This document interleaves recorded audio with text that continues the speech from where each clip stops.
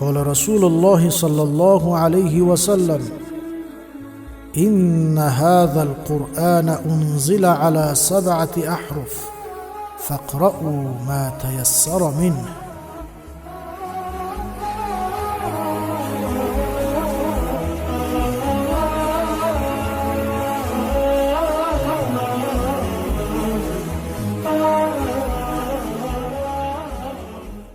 بسم الله الرحمن الرحیم. الحمد لله و الصلاة و السلام علی رسول الله و علی آله و اصحابه و من والاه و بعد. خدمت همه دوستای عزیز ما که برنامه قرائت 7 را تعقیب میکنن، السلام علیکم و رحمت الله و برکاته. الحمدلله یک روایت از قرائات 7، روایت قالون، قرائت امام نافع المدنی را ختم کردیم در برنامه گذشته تا آخر سوره مبارکه، تا آخر جزء 30 سوره مبارکه الناس خواندیم و در این برنامه بخیر از اول جزء 30 دوباره با دیگر روایت جدید، روایت ورش درس آغاز میکنیم انشالله. در این درس ما بخش نظری و عملی داریم. بخش نظری ابیات شاطبیه است، احکام شرح میکنیم چون قبلا رموز قرائه 7 را خوانده بودیم، رموز انفراد، رموز اجتماع. از احکام استعاذه بحث آغاز میشه و همچنان در بخش عملی پاره 30 بر روایت ورش قرائت امام نافع المدنی. امیدوار هستم دوستای عزیز درس‌ها مفید و مؤثر واقع شد. در ابتدا توجهتان جلب می‌دارم به بخش نظری که شرح ابیات شاطبیه باب استعاذه. بعد از رموز قرا، ابیاتی که آمده امام شاطبی رحمه الله اسلوب شاطبیه را بیان کرده و در آخر بعضی نصائح داره در این کتاب خود به خاطر قاری قرآن، مثل که در ابتدا در خطبه الکتاب خوانده بودیم. و اصل درس شاطبی از این استعاذه است. بعد از اینکه قاری رموز قرآن را میفهمه، از احکام استعاذه دیگه بحث آغاز میشه. ما ابیات را که انتخاب کردیم در این درس باب استعاذه، نظر به وقت انشاءالله ابیات شرح میکنیم چون بخش عملی هم هست، قرائت امام نافع المدنی روایت ورش. توجه کنین به بیت 95 شاطبیه که امام شاطبی رحمه الله در باب استعاذه میفرماند: اذا اردت الدهر تقرأ فاستعذ جهارا من الشیطان بالله مسجلا.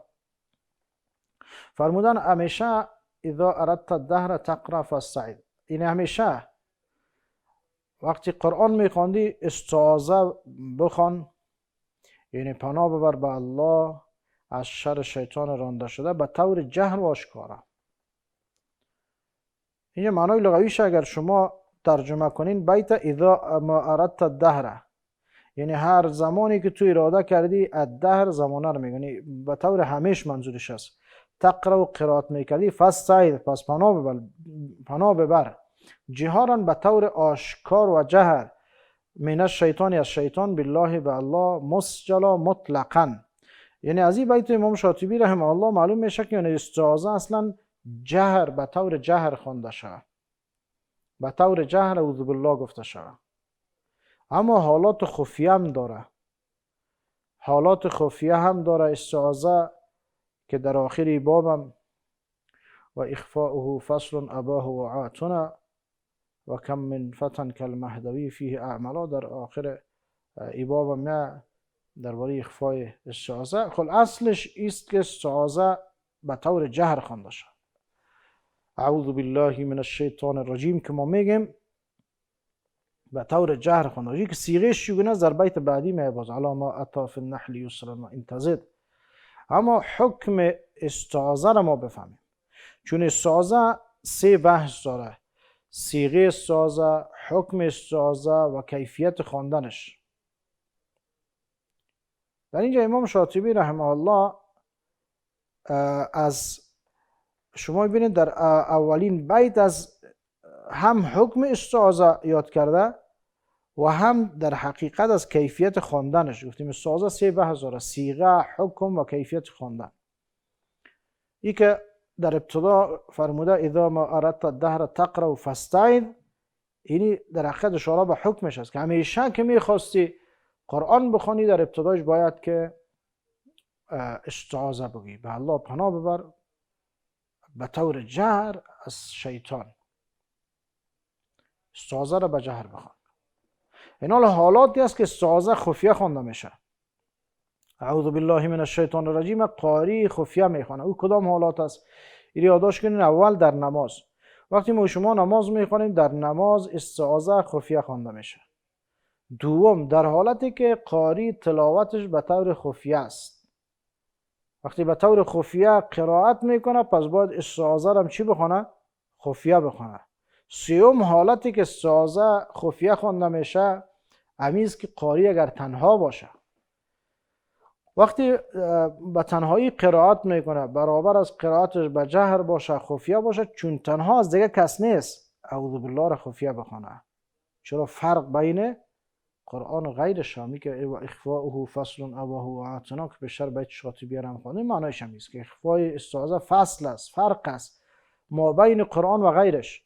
چون استعاذه یا اعوذ بالله من الشیطان الرجیم که ما شما در ابتدای تلاوت میگیم این در اصل از قرآن نیست، یعنی خود همی صیغه‌اش، اما در قرآن امر شده که فاذا قرأت القرآن فاستعذ بالله من الشیطان الرجیم. هر وقت قرآن میخوندی پس پناه ببر به الله از شر شیطان رانده شده. این حال صیغه از این، چون در صیغه هم باز در بیت بعدی بحث میکنیم صیغه های مختلف است، خب مشهور می اعوذ بالله من الشیطان الرجیم است. این صیغه یا این عبارت چون از قرآن کریم نیست، به این خاطر وقتی قاری تنها تلاوت میکنه در اونجا خفیه بخونه. سه حالت شد که استعاذه در سه حالت خفیه خوانده میشه.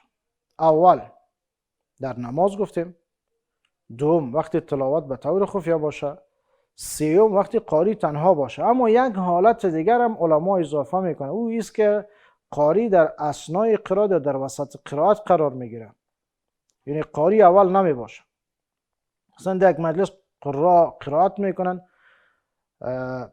یا در درس است، در مذاکره، در تکرار، در مراجعه قرآن همه قرائت میکنن به نوبت. اینجا قاری اول که قرائت میکنه استعاذه را به طور جهر بخونه، اما بعد از او دوم سوم تا آخر کسایی که میخوانند دیگه استعاذه را ادب همیست، ادب قرائت همیست که خفیه بخونه، مستقیم به قرائت شروع کنه. این که بسمله آیا میخوانه در ابتدای سوره ها و خوازی است که لازمی است، چون سنت مؤکد است و نزد بعضی علما واجب است حتی، ولیکن در اثنای سوره باز بسمله یا بسم الله خواندن مستحب است، به استثنای سوره مبارکه توبه که در ابتدای از خواندن نمیتونه و در اثنای سوره توبه اختلافی است، علما مختلف نظر دارند. به هر صورتش یعنی اگر در وسط قرائت قرار میگرفت یا اثنای قرائت بگوییم که واضح شد برای دوستا، وسط باز بعضی نصف فکر میکنن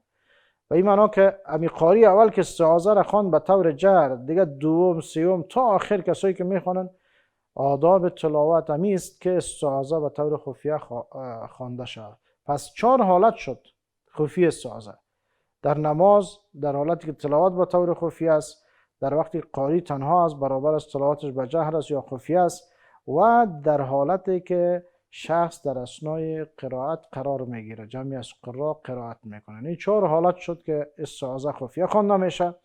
در غیر از او استعاذه به طور جهر و آشکار خوانده میشه. این که در وقتی که قاری تنها است تلاوت میکنه چرا خفیه خوانده میشه؟ هر کدامش دلیل داره. مثلا در نماز چرا خفیه میخوانیم؟ چون به می شکل روایت شده با رسول الله صلی الله علیه و سلم خفیه خواندن. دیگه ما در وقتی که نماز میخوانیم استعاذه را اعوذ بالله را خفیه میخوانیم، چون در حدیث آمده که صلوا کما رأیتمونی اصلی، شما نماز بخوانین قسمی که مرا میبینین نماز میخوانم. و دیگه ای که دیگه مثلا خب به حالت دومی گفتیم در اول نماز، دوم در حالتی که تلاوت خفیه است. وقتی تلاوت خفیه است دیگه استعاذه هم باید خفیه باشه. سوم حالت هم گفتیم قاری تنهاست برابر از قرائتش به جهر باشه یا خفیه استعاذه را خفیه بخونه. دلیلش است که در اینجا دیگه کسی دیگه وجود نداره، این اصلا تلاوت میکنه و استعاذه که به جهر خوانده میشه یک نوع اعلان هم است. وقتی قاری میگه اعوذ بالله من الشیطان الرجیم، همه مردم متوجه میشه که قرآن میخونن، سکوت میکنن دیگه. ای چون تنهاست، در اینجا علما میگه سازه خفیه بخونه، باز تلاوت کنه، ولو که خفیه میخونه یا جهر میخونه.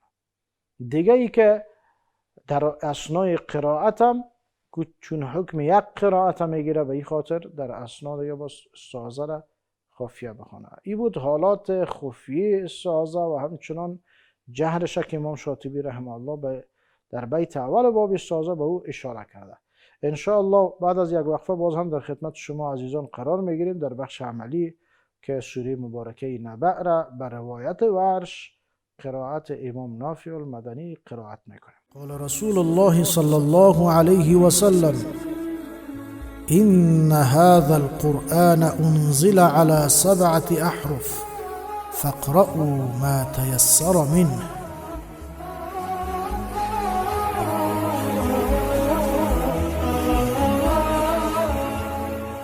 خوش آمدین به ادامه برنامه. دوستای عزیز، در این بخش که بخش عملی است، سوره مبارکه نبأ را به روایت ورش قرائت امام نافع المدنی قرائت میکنیم. در اثنای قرائت تغییراتی که وجود داره را برای شما شرح میکنیم.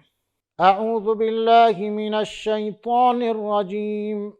بسم الله الرحمن الرحیم. عما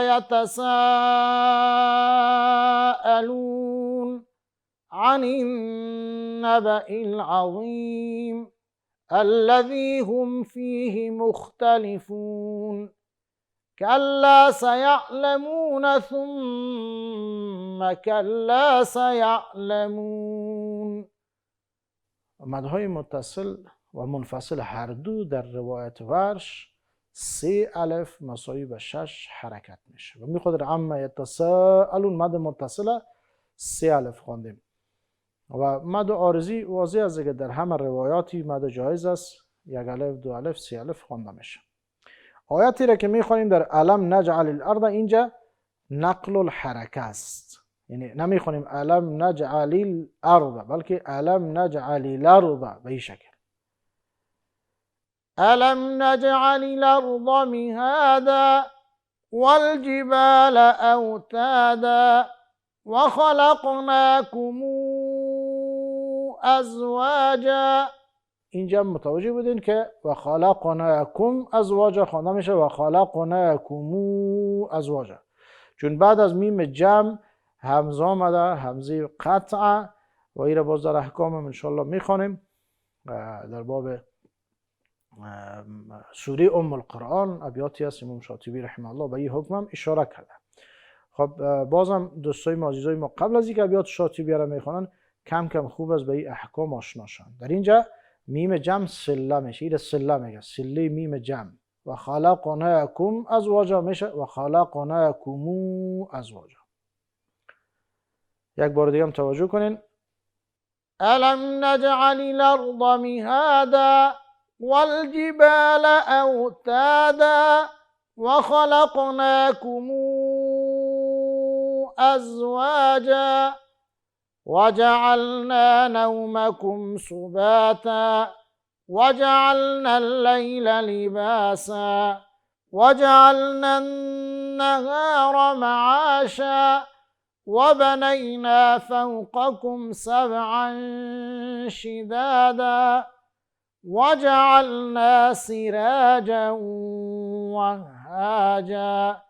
در اینجا شما توجه کردین که راه باریک شد، در حالی که ما در دیگه قرائت راه را پر میخونیم، اما در ورش قاعده همیست ولو که ما قبل راه هم رای متحرک هم کسره باشه باریک خوانده میشه، یعنی کسره ما قبل تاثیر میکنه. سراجا سرا خوانده میشه سرا.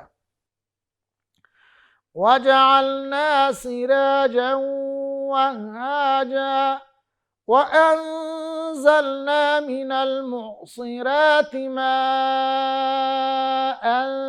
ثجاجا لنخرج به حبا ونباتا وجنات الفافا. اینجا و جنات الفافا خوانده شد و جنات الفافا. این نقل الحرکه میگن.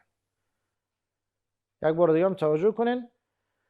وأنزلنا من المعصرات ماء ثجاجا لنخرج به حبا ونباتا وجنات ألفافا إن يوم الفصل كان ميقاتا يوم ينفخ في الصور فتاتون أفواجا. اینجا متوجه شدیم فتاتون، یعنی فتاتون میشه فتاتون، اینجا ابدال صورت میگیره. باز دوباره میخونیم إن يوم الفصل كان ميقاتا يوم ينفخ في الصور فتاتون أفواجا وفتحت السماء فكانت أبوابا. اینجا فتحت میشه، فتحت خوانده میشه و فكانت أبواب نقل الحركة وفتحت السماء فكانت أبوابا. و را باز هم در آیاتی که میخونیم ای باریک میشه. وسيرت الجبال فكانت سرابا إن جهنم كانت مرصادا. حرف را چون اگر شما قبلش کسره است میر صدا نمیخوانیم، میر صدا نمیخوانیم. به خاطر چی؟ به خاطر از این که چون بعد از رای ساکن ولو که ما قبلش مکسور است صاد در یک کلمه آمده. و ابن جزری رحمه الله در جزریه اشاره میکنن که ورقق الراء اذا ما کسرت كذاك بعد الكسر حيث سكنت. حرف را مرقق بخوان هر وقتی که مکسور بود. ورقق الراء اذا ما کسرت، را مرقق بخوان وقتی که کسره داشته باشه. كذاك همچنان بعد الكسر حيث سكنت، بعد از کسره هر وقتی ساکن باشه. مثلا رجال باریک است یا کسره داشته، فرعون کسره داره ما قبلش، را ساکن بود. صرف شرطش چی از میگه ان لم تكن من قبل حرف استعلا او كانت الكسره ليست اصلا. این در صورتی است که ان لم تكن من قبل حرف استعلا، ای را قبل از حرف استعلا واقع نشه. مثل نمی مرصادا، ببینید را قبل از حرف استعلا آمد. او كانت الكسره ليست اصلا، یا کسره اصلی نباشه، کسره عارضی باشه. مثل امیر تابو یا اینیر تابتم. دیگه در اینجا دوستان متوجه باشن در مرصادا به این خاطر را پر ادا میشه. باز هم قرائت میکنیم این جهنم كانت مرصادا للطاغین مآبا. اینجا مآ به مد بدل در ورش مثل مد عارضی سه وجه داره. این اختیاری است، چون مد بدل هم در اقسام مد جائز. اول در امام جمزوری رحمه الله در تحفة الاطفال در جمع مدهای جایز ذکر کرده، چون این از مد اصلی خارج میشه. مد اصلی بعضی مد بدل در اقسام مد اصلی حساب میکنه، در حالی که اشتباه است. قول راجح هم است که مد بدل از جمله مدود فرعی است. چرا؟ دلیلش چیست؟ به خاطری که مد اصلی را امام جمزوری رحمه الله تعریف میکنن که مد اصلی کدام مد است. والمد اصلی و فرعی له و سم اولا طبیعیا و هو مد دو قسم است، اصلی و فرعی است. و همی مد اصلی را که طبیعی میگن این عبارت از کدام است؟ ما لا توقف له علی سبب. مد اصلی مدی است که متوقف بر سبب نباشه. ولا بدونه الحروف تجتلب، و نه بدون از این حروف وجود حرف باقی میمونه. شما اگر مد اصلی را نکنین وجود حرف از بین میره. و دیگه چی است؟ بل ای حرف غیر همز او سکون جا بعد مد فالطبیعی یکون. هر حرفی که بغیر از همزه و سکون واقع شد مد اصلی است. اینالی در مد بدل و گپ نیست، این متوقف بر سبب است، ولو که همزه ما قبل حرف مد آمده، اما می سبب میشه. یک دلیل. دوم دلیلی که در یکی از روایات، کمی روایتی را که میخوانیم، روایت ورش، این مد از اندازه یک الف زیاد میشه، پس مد اصلی خود زیاد نمیشه. روی دو دلیل مد بدل از جمله مدود فرعی می باشه. دیگه مد در روایت ورش ما که میخوانیم میره طول هم میتونیم، توسط هم میتونیم و قصر هم میتونیم. امی آیت دوباره ما براتون میخوانم. این جهنم كانت مرصادا للطاغین مآبا لابثین فیها احقابا لا يذوقون فيها بردا ولا شرابا لا يذوقون فيها بردا ولا شرابا. در آیاتی که میخونیم در اینجا غساقا میشه، مشدد مخفف خوانده میشه. لا يذوقون فيها بردا ولا شرابا إلا حميما وغساقا. یعنی غساقا چی خوانده شد؟ غساقا مخفف، مشدد مخفف شد.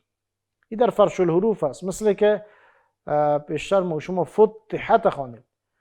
فتحت هم فتحت که میشه در فرش الحروف است که هم روایت قالون هم شامل میشه و ورش مربوط قرائت است. و همین قسم در اینجا الا حمیما و غساقا. غساقا نمیگیم، چی میگیم؟ و غساقا. جزاء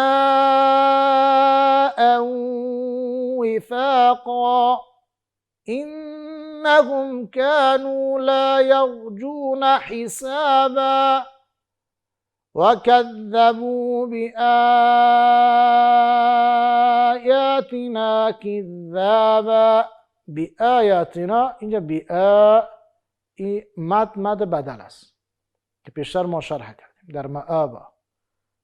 اینم به وجه طول خواندیم. إنهم كانوا لا يرجون حسابا وكذبوا بآياتنا كذابا وكل شيء أحصيناه كتابا. شما ببینید در این آیت و کل شیء لین است، لین محموز میگن. این هم دو وجه داره. قاری میتونه دو الف مد کنه، میتونه سه الف. و شیء احصینا، شیء بعد از تنوین همزه است، در اینجا نقل و حرکه میشه. شیء نمیخونیم. و کل شیء احصیناه کتابا فذوقوا فلن نزیدکم الا عذابا. اینجا فلن نزیدکم است، بعد از میم جمع همزه آمده، فلن نزیدکم، فلن نزیدکمو میشه. انشاءالله باقی قسمت سوره مبارکه نبأ را در درس بعدی میخوانیم. درس ما در همینجا ختم میشه. امیدوار هستم مورد استفاده شما قرار گرفته باشه. تا درس بعدی که باز هم در خدمت شما عزیزان قرار میگیریم. الله حافظ و ناصرتان و السلام علیکم و رحمت الله و برکاته.